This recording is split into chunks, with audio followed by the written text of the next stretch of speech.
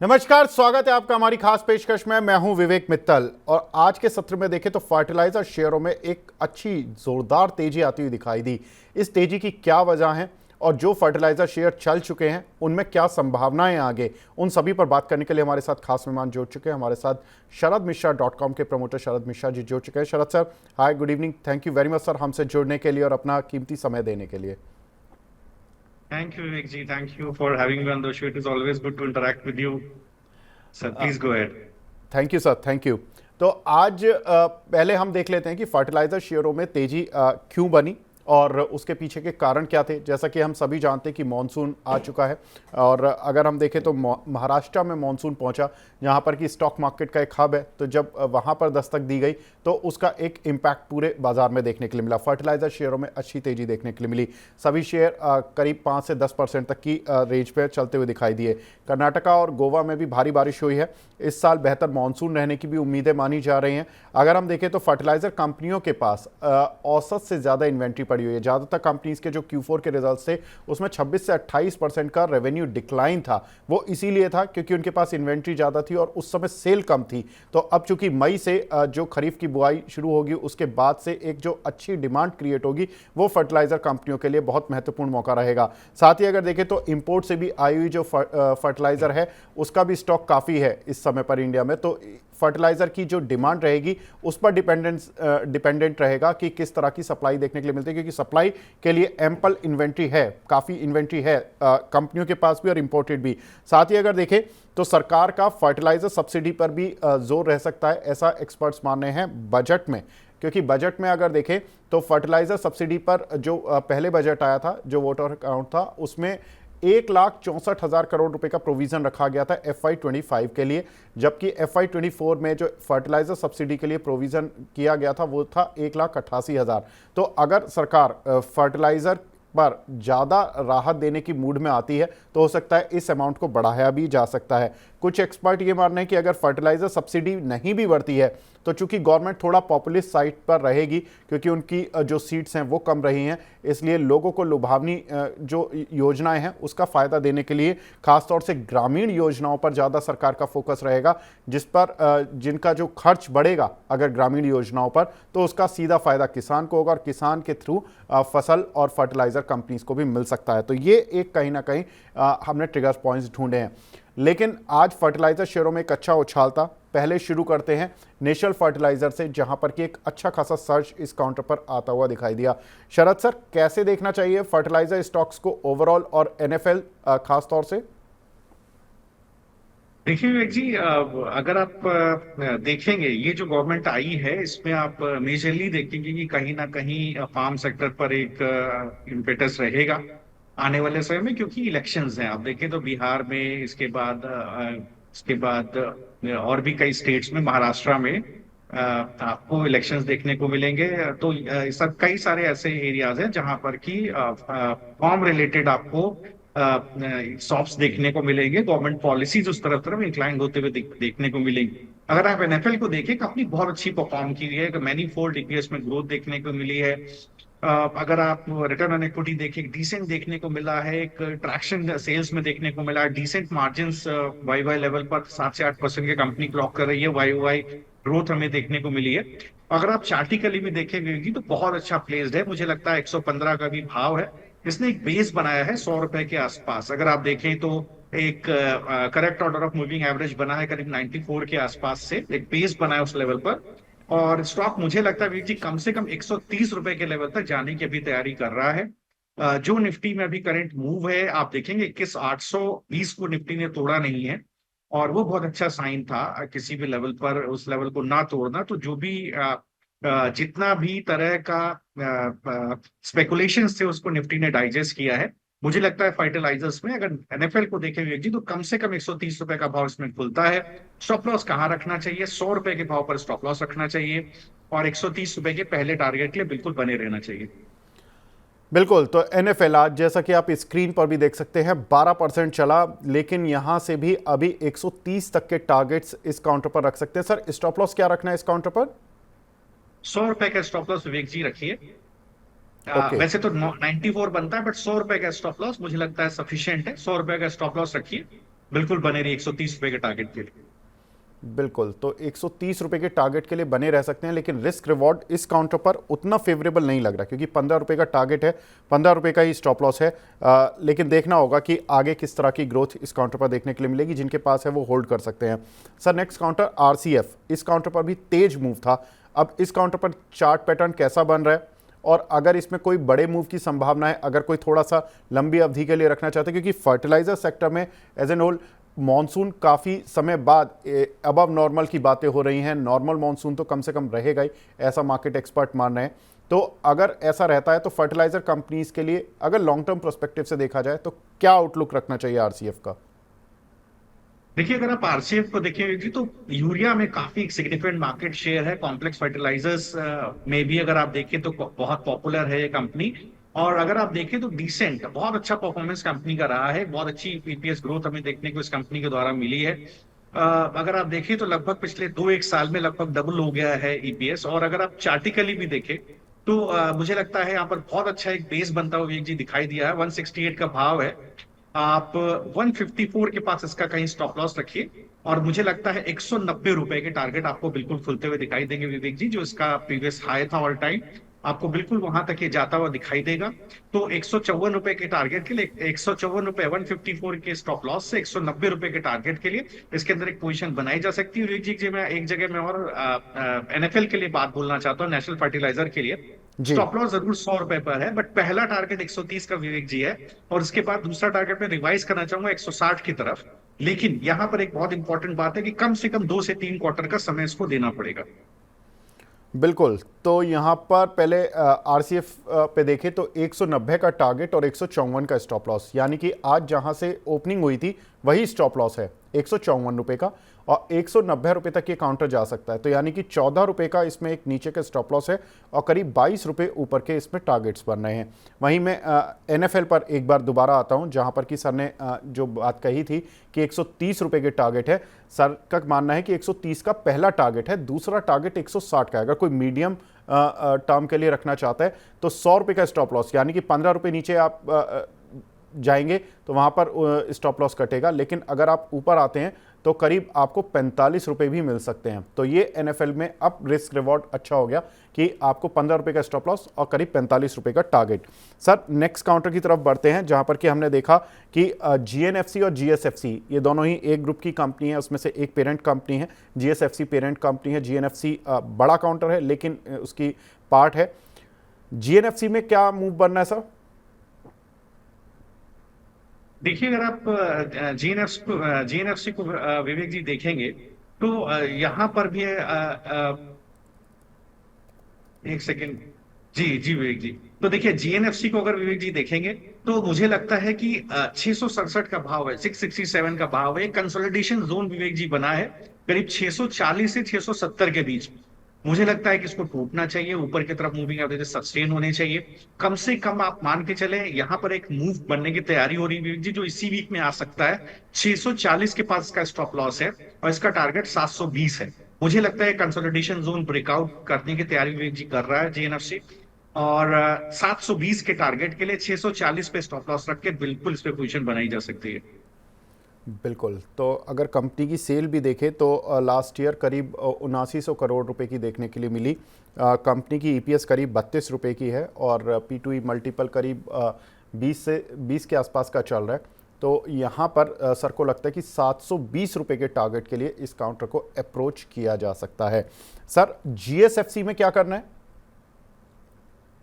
देखिए विवेक जी, अगर आप इसके प्रोपोर्शनेटली जीएसएफसी को देखें तो कहीं ना कहीं करेक्शन आया, क्योंकि मार्जिन कॉन्ट्रैक्शन हमें देखने को मिला है। अगर आप देखेंगे तो पिछले साल भर में 14% के मार्जिन से 6% के मार्जिन पर आते हुए अगर कंसोलिडेटेड लेवल पे हमको देखने को मिले, एक बार प्रॉफिट बुकिंग हमें जरूर इसके अंदर देखने को मिली है। तो 222 रुपए का इसका भाव है। मैं चाहता हूं, मुझे लगता है इसको देख करके कि बिल्कुल 250 के ऊपर विवेक जी इसको ऊपर चलना चाहिए। इसके बाद ही इसके अंदर बुलिश व्यू बनता है। अभी इसको अवॉइड कर देना चाहिए। मुझे लगता है 250 के ऊपर इसके ऊपर दोबारा एक बार व्यू लिया जाएगा। उसके ऊपर चलना शुरू करता है तो अपने प्रीवियस हाई 325 तक जा सकता है। लेकिन थोड़ा सा इसके ऊपर सेल साइड का प्रेशर 250 के लेवल पर जी बनाओ, तो उसको अभी मैं एक बार अवॉइड करने की सलाह दूंगा।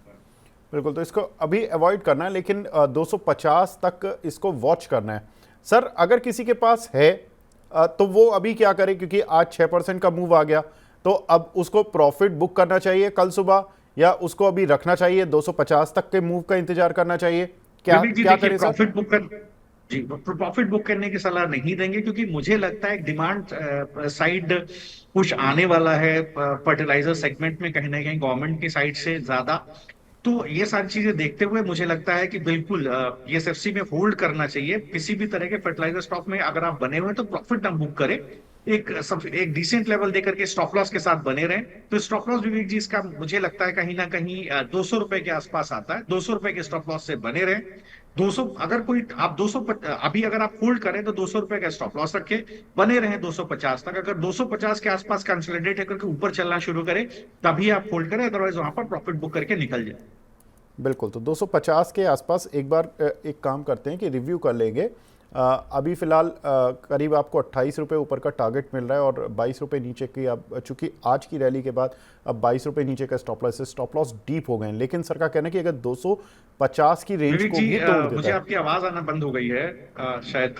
जी सर, जी जी हाँ। जी बिल्कुल, तो जी बिल्कुल। 250 रुपए के पार अगर ये काउंटर जाता है और फिर कंसोलिडेट होना शुरू होता है तो ये 325 तक भी जा सकता है। तो ये एक रेंज होगी जहां पर कि इस काउंटर को आप ट्रेड कर सकते हैं। Sir next counter Coromandel international, बड़ा शेयर है लेकिन मूव भी बड़े ही देता है। अब क्या करना चाहिए आज के मूव के बाद? देखिए विवेक जी, अगर आप देखें तो क्वार्टर फोर का परफॉर्मेंस थोड़ा सा वीक रहा था। अगर आप देखेंगे तो phosphatic point of sale consumption में डिक्लाइन की वजह से थोड़ा सा इसके अंदर प्रेशर देखने को मिला था।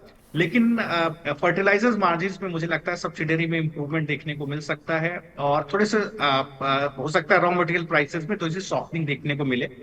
और अगर आप अदरवाइज भी देखेंगे तो मुझे लगता है कि जिस तरह से इसका कैपेसिटी एक्सपेंशन है, हो सकता है मार्जिन में एक बार हमें करीब 4500 रुपए से 5000 रुपए पर टन तक की हमें एक्सपेक्टेशन है मैनेजमेंट को, कि उसमें इंप्रूवमेंट दिखाई दे सकता है। एफिशिएंसी, अगर ऑपरेशनल एफिशिएंसी देखें तो कहीं ना कहीं इंप्रूवमेंट उसमें भी देखने को मिल सकता है। अगर आप चार्टिकली देखेंगे तो बहुत ही बेहतरीन मूव इसके अंदर बना हुआ है। एक बुलिश मूव बना हुआ है। 1424 का भाव है कोरमंडल इंटरनेशनल का। मुझे लगता है 1670 यहां तक के भाव वीक जी आ सकते हैं, लेकिन अभी एंट्री बनती नहीं है। एक बार पुल बैक आएगा। देखिए, हम लोग पिछले काफी समय से देख रहे हैं कि जब भी स्टॉक अपने मूविंग एवरेजेस के ऊपर निकलना शुरू करता है, मूविंग एवरेजेस को नीचे की तरफ पुल करते हैं।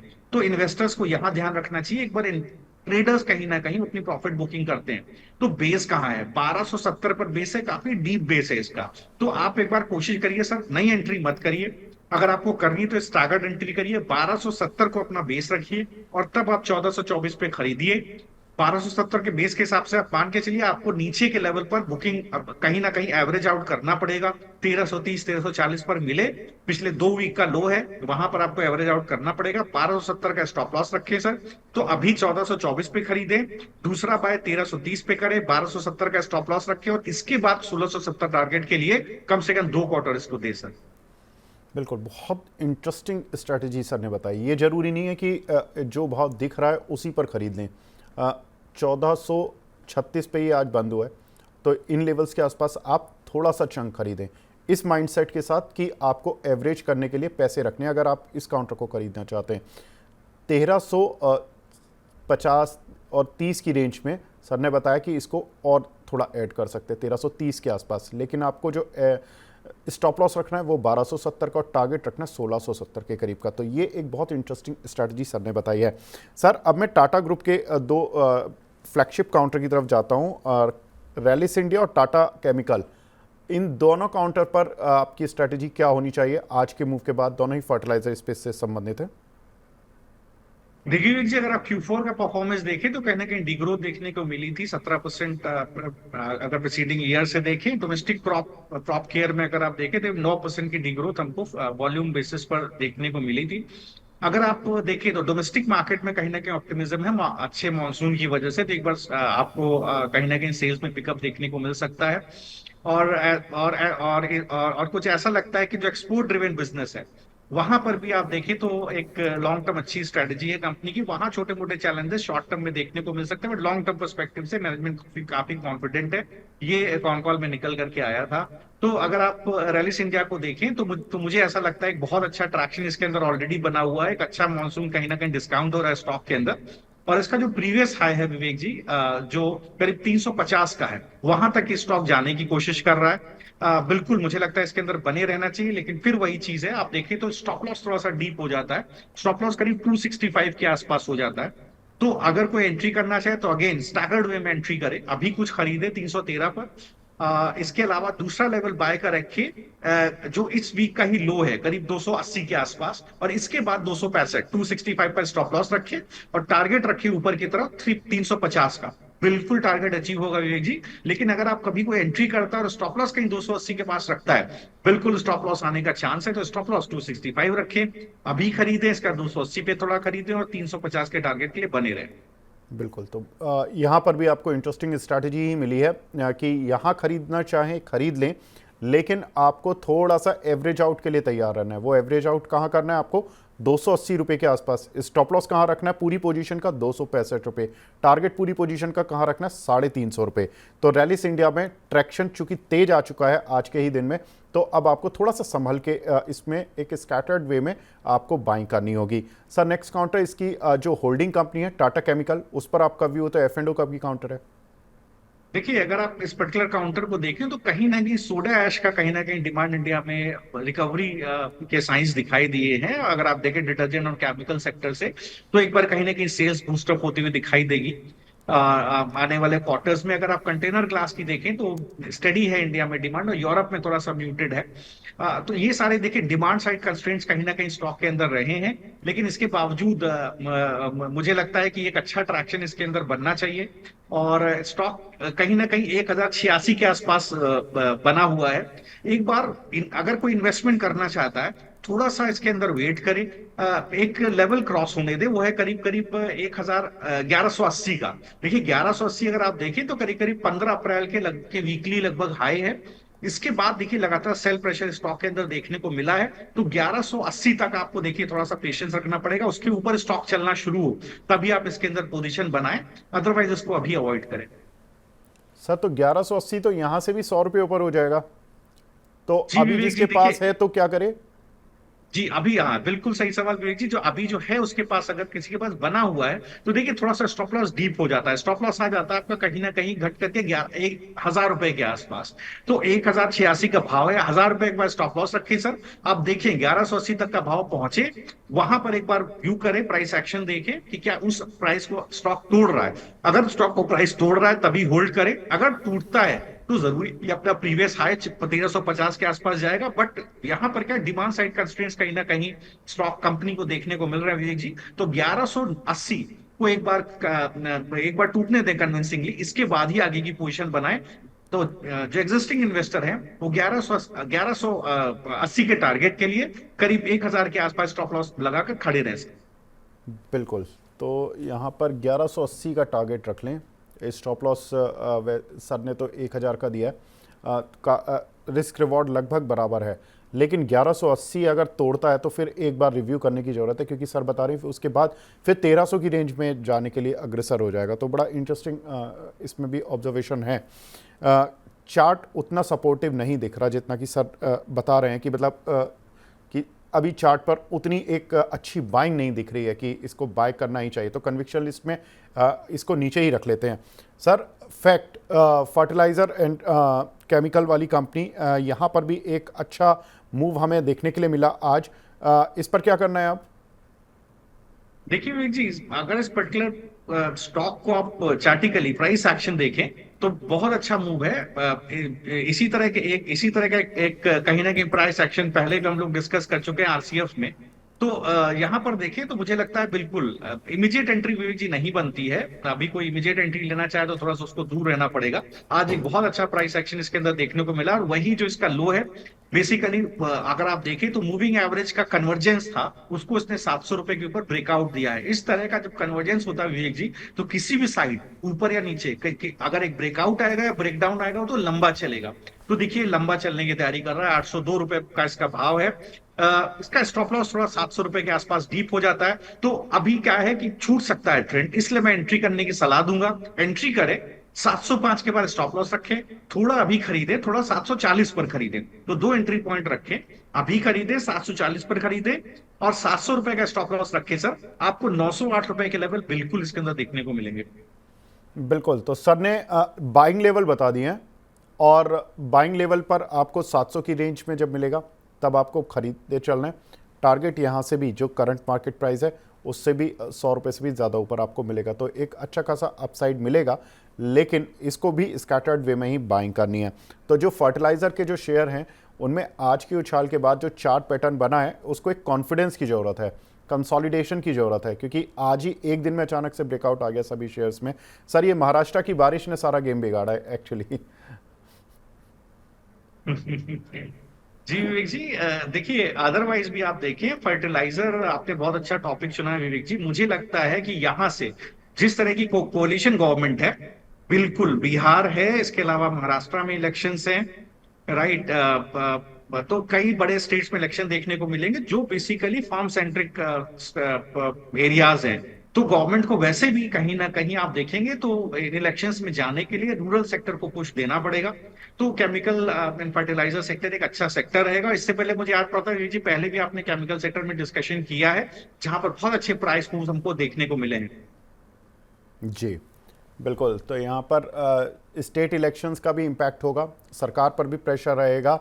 तो यहाँ पर कुछ जो स्टेट्स हैं जिसमें कि दिल्ली, महाराष्ट्र और बिहार, इन सभी पर यहाँ पर स्टेट इलेक्शंस होंगे। दिल्ली का तो इतना ज़्यादा फर्टिलाइज़र से कोई लेना देना नहीं है, लेकिन जो बाकी जो दो स्टेट्स हैं इनका काफ़ी कुछ लेना देना रहेगा रूरल इंडिया से, तो जिसका इम्पैक्ट सरकार पर भी होगा, फर्टिलाइज़र शेयर्स पर भी होगा। और हमने देख भी लिया आज कि मानसून आया तो ये सारी बातें भी शुरू हो गई। शरद सर, बहुत बहुत शुक्रिया हमसे जुड़ने के लिए और अपना प्रीशियस टाइम देने के लिए। थैंक यू विवेक जी, आपके शो में आकर हमेशा खुशी होती है, और मौका देने के लिए धन्यवाद, बहुत एंजॉय किया मैंने। Thank you sir. Thank you sir. तो ये थे शरद सर जिन्होंने कि बताया कि फर्टिलाइजर शेयर्स में खरीदारी एकदम से नहीं शुरू करनी है, आपको स्कैटर्ड वे में शुरू करनी है, क्योंकि काउंटर्स में सभी में 10 से 15% तक के मूव भी आज हमें आते हुए दिखाई दिए। तो आपको किस तरह से स्ट्रेटजी बनानी है, हर काउंटर पर हमने बात की। कुछ एक काउंटर जो कि अभी फर्टिलाइजर या डाइवर्सिफाइड स्पेस से हैं, उन पर भी हम विस्तार से बात करेंगे, लेकिन फिलहाल इस चर्चा को यहीं पर विराम देते हैं। नमस्कार।